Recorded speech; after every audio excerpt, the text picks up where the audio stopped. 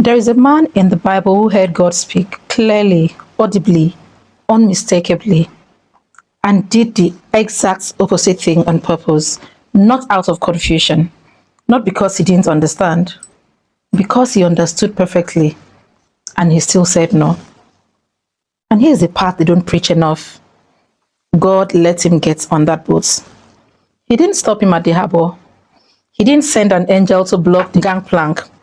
He let him buy the tickets. He let him pay full price to run.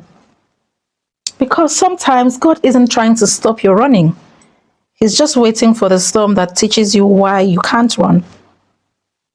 If you've ever paid good money with your time, your energy, your peace to avoid something you already knew you were supposed to do, then pull up a chair, because this one is about you.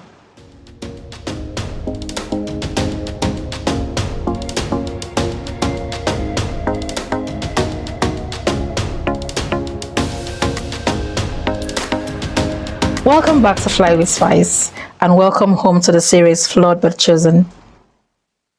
This series is where we stop treating the Bible like a museum and start treating it like a mirror. We don't do polished hair, we don't do performance. We take the messiest, most human people in the scripture and we ask one very honest question. What is God trying to say to me through them? I am Avivat, and today we're sitting with a man most people know as the well guy. But Jonah isn't a fish story. Jonah is a mirror, only that it has legs. And it's you and I who knows what exactly we're supposed to do, but choose to run anyway. Before we go further, I'm not going to ask you to like or subscribe like it's a transaction. Here is the honest version. If any part of this stirs something in you, tell someone. Send it to a person who's currently on their own. And hit the like button because someone else needs to see this. That is the whole algorithm that matters. And if this is your first time here, we've already started with Moses, David, Paul, Peter, Rahab. Go find out what their stories cracked open. Because today, we crack open Jonah. Let's get to this. God speaks to Jonah with a simple instruction. Go to Nineveh and confront what you see there. Now, let's slow down. That word Nineveh, to us, is just a name in an old book. But to Jonah, Nineveh was the capital of an empire that had terrorized his people, hurt his people. It's an enemy so brutal that their reputation alone could empty a room. God wasn't asking Jonah to visit a city. He was asking Jonah to walk into a house of people who hurt him and offer them a way out, offer them redemption. Try sitting with that for a second before you judge Jonah, because most of us have Nineveh, a person, a conversation, a door we know we're supposed to knock on, but we rather set ourselves on fire than open that door. So what does Jonah do? Jonah doesn't argue with God. He doesn't negotiate. He just quietly walks in the other direction and buys a ticket to Tarshish, as far from Nineveh as the map allowed. And here's the detail that stings a little. He paid for that ticket full price. Running from what you are called to do is rarely free. It costs you something: money, time, sleep, peace. And Jonah paid fully for it without blinking. Then he goes below deck and falls asleep.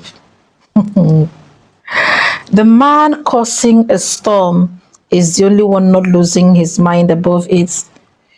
Isn't that how avoidance works? The thing you are dodging doesn't disappear. It just waits until you are horizontal and unbothered, and then it shows up as chaos in everyone else's life while you sleep like every other thing is fine. That is that relative, that is that friend, that is you. When you keep making that bad decision and then everybody else around you gets to pay for it, everybody gets unsettled, everybody's running around in the chaos that you've created with you, or sometimes without you. The sellers are terrified. Grown, seasoned men are throwing cargoes overboard and praying to their gods that can't even hear them. While the man on that ship, who actually knows the God who can calm the storm, is snoring peacefully in the cargo hold. The captain finds Jonah dozing off and asks a question that every one of us needs to ask. How are you sleeping right now? How are you sleeping through this chaos? Why are you at peace where everything else is falling apart? Eventually, Jonah faces up. It's me. I'm the reason why this chaos is happening. I'm the reason why the ship is almost cracked in two. Then he asks them to throw him overboard. They do it. And the moment Jonah hits the water, the sea goes still. But this isn't where the story ends. A great fish, a literal sea monster, swallowed him. Jonah was swallowed by this literal leviathan. This is the part that everyone is familiar with. Jonah and the whale. The whale swallows Jonah. You know, everybody, even every child knows this story.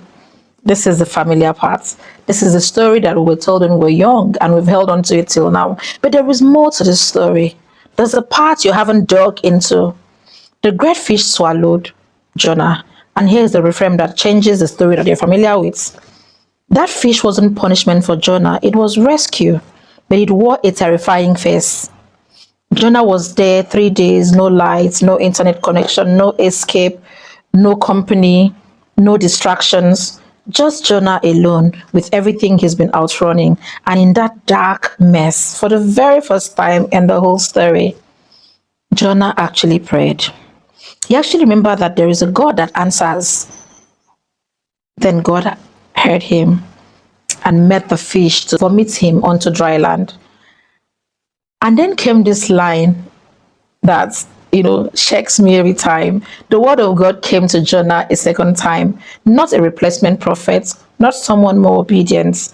The same flawed, running, exhausted man, given the exact same assignments the second time. That is not a footnote. That is the whole gospel in miniature. God specializes in second chances. So Jonah gets a second shot. He walks into Nineveh, and instead of passionate, heartfelt appeal, Jonah delivered the laziest sentence he could muster. A handful of words, no emotions, no barely go minimum of obedience. Just words, empty, unremorseful.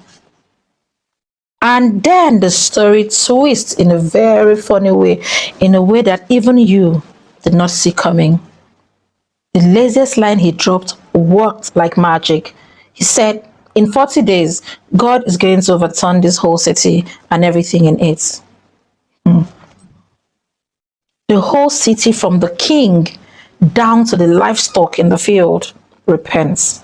They wore sackcloth, they fasted, they prayed, they repented. And God relents.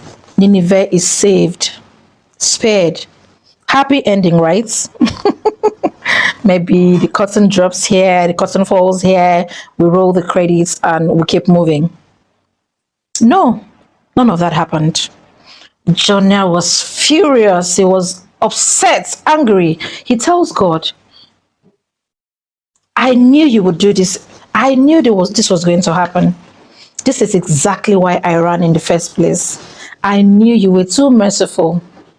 Read that again, because it's devastating once it lands. Jonah didn't run because he doubted God's mercy. He ran because he was certain of it. And he didn't want it wasted on people like the people on Nineveh. The people he's decided were not worth God's mercy. That is you and I. When we look at that one person who's hurt us, who's abused us, who's wished us ill, and we want God to punish them, want God to destroy them, we feel they don't deserve the mercy of God. That's us. That's not a 3,000-year-old problem.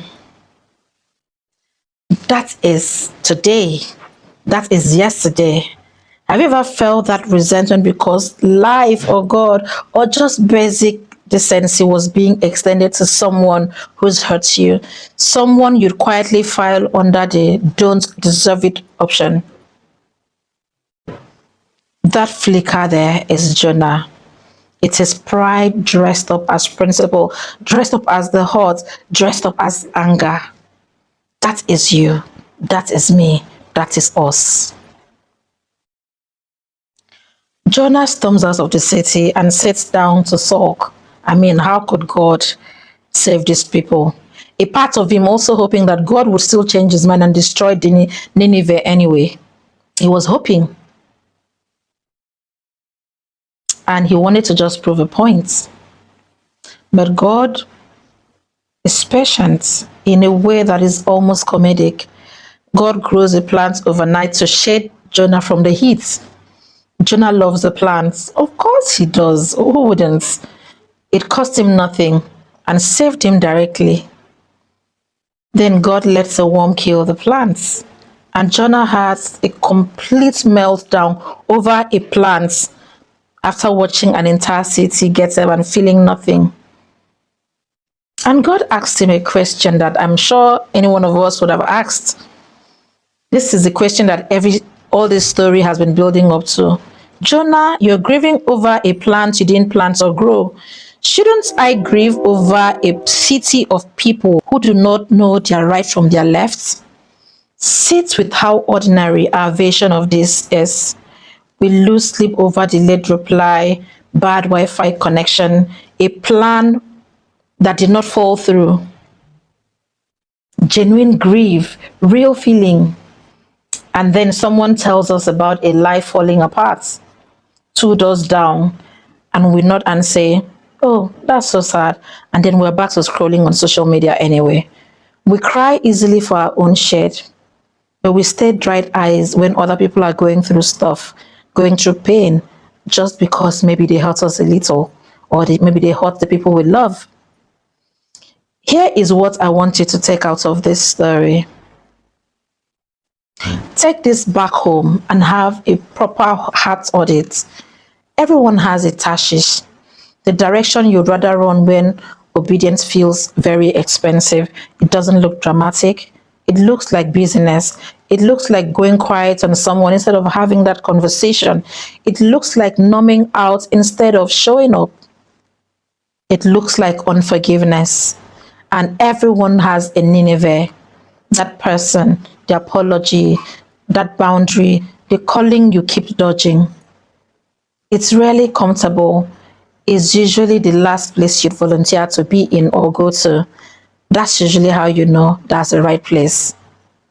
And here is the detail that still unsettles me every time I sit down with the book of Jonah. The book of Jonah doesn't have an end. The last thing we hear is God asking Jonah a question, and the page stops. No answer was recorded, no resolution. Because maybe the ending was never Jonah's to write in the first place. Maybe it's ours.